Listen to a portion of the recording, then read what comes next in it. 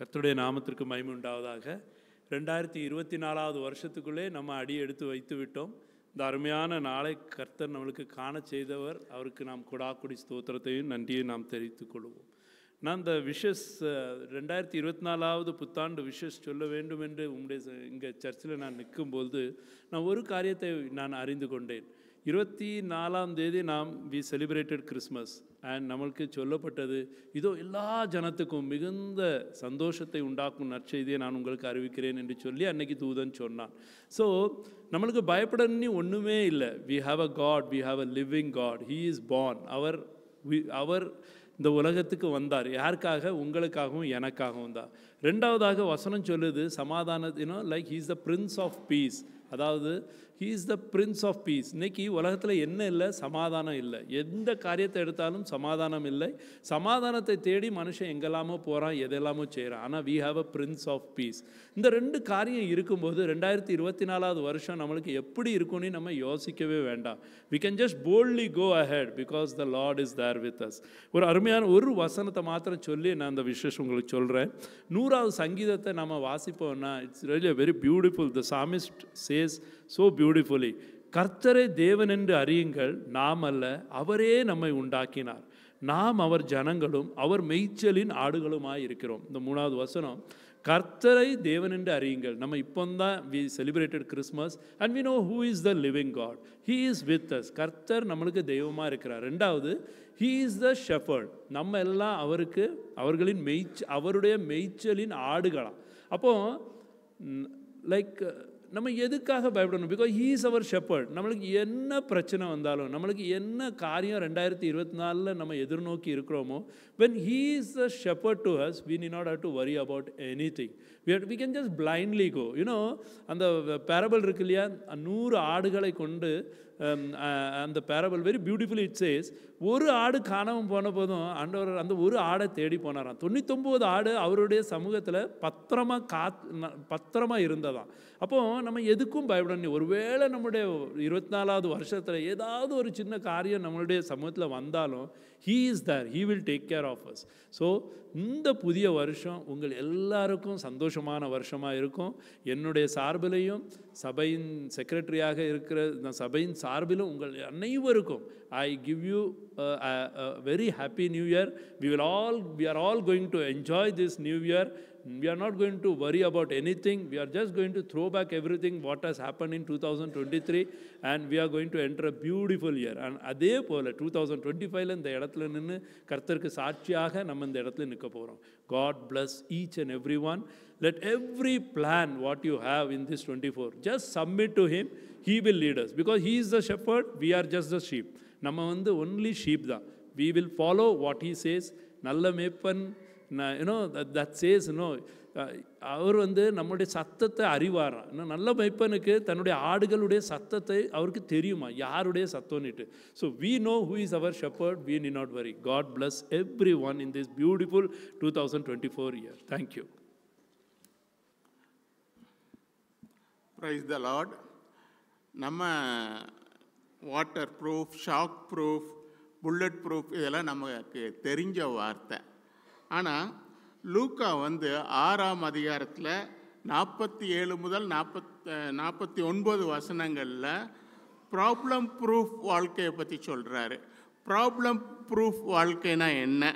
நமக்கு வர்ற ப்ராப்ளம் நம்மளை தொடவே செய்யாது, நம்மளை ஒன்றுமே செய்ய முடியாது. அப்படி ஒரு வாழ்க்கை தான். கண்மலையில் கட்டின வீட்டை போல இருக்கிறதுனா அப்படி ஒரு வாழ்க்கை தான். அந்த வாழ்க்கையை நம்ம எப்படி பெற்றுக்கொள்வது? அந்த வாழ்க்கையை நான் இப்போ புல்லட் ப்ரூஃப் ஜாக்கெட் போட்டிருக்கேன்னா புல்லட் என்னை ஒன்றும் செய்ய முடியாது. அதுபோல தான் கர்த்தருடைய வசனத்தை கேட்டு, இது ரொம்ப முக்கியம், கர்த்தருடைய வசனத்தை கேட்டு அதன்படி செய்யும் பொழுது கடவுள் நம்மளை ஒரு கண்மலையில் கட்டின வீட்டை போல் வச்சுருப்பாங்க. நம்முடைய ப்ராப்ளம் ரொம்ப பெருசாக இருக்கலாம். புயல் நம்ம மேலே அடிக்கலாம், வெள்ளம் நம்ம மேலே இருக்கலாம். இப்போ ரீசெண்டாக தூத்துக்குடியில் பெஞ்ச மழையை போல் 10 மடங்கு மழை அதிகமாக பெய்யலாம். ஆனால் நம்ம அவருடைய வசனத்தை கேட்டு அதன்படி செய்யும் பொழுது நம்மளை யாரும் அசைக்க முடியாது. அப்படிப்பட்ட வாழ்க்கையை கடவுள் நமக்கு கொடுப்பாராக. வரும் ஆண்டுகளில் அப்படிப்பட்ட வாழ்க்கையை நமக்கு கடவுள் ஆசீர்வதித்து கொடுப்பார். அதோடு கூட எனது சார்பிலும் எனது குடும்பத்தின் சார்பிலும் இனிய புத்தாண்டு வாழ்த்துதலை தெரிவித்துக் கொள்கிறேன். நன்றி. உங்கள் அனைவருக்கும் ஆங்கில புத்தாண்டின் நல்வாழ்த்துக்களை என்னுடைய சார்பாகவும் என்னுடைய குடும்பத்தின் சார்பாகவும் நான் தெரிவித்துக் கொள்கின்றேன்.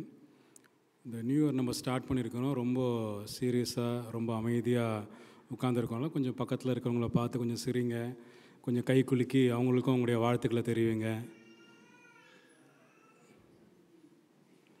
இந்த புதிய ஆண்டில் கடவுள் என்னுடைய வாழ்க்கையை ஆசீர்வதிக்க போகிறார். அதே போல் உங்களுடைய வாழ்க்கையும் கடவுளை ஆசீர்வதிப்பாருன்னு சொல்லிட்டு நல்லா உற்சாகமாக நீங்கள் பக்கத்தில் இருக்கிறவங்க நீங்கள் என்கரேஜ் பண்ணுங்கள். ஓகே, இந்த புத்தாண்டு எதை நமக்கு சொல்லுகிறது என்றால், கடவுள் நம்மீது கொண்டுள்ள இரக்கத்தையும் நம்பிக்கையும் அதை வெளிப்படுத்தும் அடையாளமாக தான் இந்த புத்தாண்டு திகழ்கின்றது. இந்த புத்தாண்டில் ஒரு சின்ன என்னுடைய கோரிக்கை என்னன்னு கேட்டிங்கன்னா, வெறும் உலக பிரகாரமான ஆசீர்வாதங்களை மாத்திரம் நம்ம நாடி தேடாமல் உன்னத ஆசீர்வாதங்களை நம் கடவுளிடத்திலிருந்து நாம் பெற்றுக்கொள்கின்ற பிள்ளைகளாக நம்ம அதுக்கான அந்த பிரயாசங்கள் நம்ம எடுப்போம்.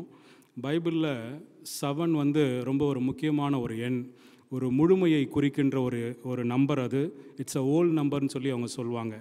ஸோ இந்த 2024ஆம் ஆண்டில் இங்கே அமர்ந்திருக்கிற உங்கள் ஒவ்வொருவருடைய வாழ்விலும் கடவுள் இந்த 7 காரியங்களையும் செய்ய வேண்டும் என்று நான் உங்களுக்காக ஜெபிக்கின்றேன். அதை நான் உங்களுக்கு சொல்ல விரும்புகின்றேன்.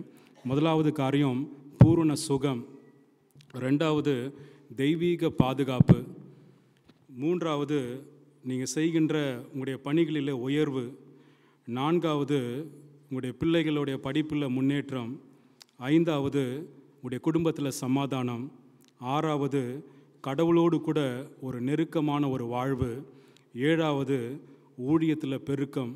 ஸோ இந்த 7 விதமான நன்மைகளை கடவுள் உங்களுடைய தனிப்பட்ட வாழ்விலும் சரி உங்களுடைய குடும்ப வாழ்விலும் நிரந்தரமாக தந்து கடவுள் உங்களை ஆசீர்வதித்து வழிநடத்துவாராக. ஆமென்.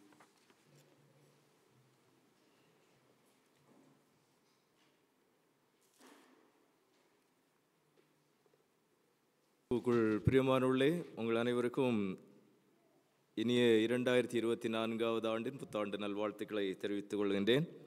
கர்த்தர் தாமே உங்கள் ஒருவரையும் ஆசீர்வதிப்பாராக. சங்கீதம் 85:12வது வசனம் இவ்வண்ணமாக குறிப்பிடுகிறது: கர்த்தர் நன்மையானதை தருவார், நம்முடைய தேசமும் தன் பலனை கொடுக்கும். ஆக நாம் அறிந்திராத ஒரு புதிய ஆண்டு, ஆனால் ஆண்டவர் நம் ஒவ்வொருடைய வாழ்விற்கும் நன்மையானதை தருவார். We don't know what is good for us, but God knows. ஆக அந்த நன்மையை ஆண்டவர் ஒவ்வொருவருடைய வாழ்விற்கும் தந்து சிறப்பாக நம்முடைய தேசமும் தன் பலனை கொடுக்கின்ற ஒரு தேசமாக இந்த புதிய ஆண்டினை ஆண்டவர் ஒவ்வொருவருக்கும் ஆசீர்வதித்து தருவாராக. உங்கள் ஒவ்வொருவருக்கும் போதகர் குடும்பத்தின் சார்பிலே வாழ்த்துக்களை தெரிவித்துக் கொள்கின்றேன்.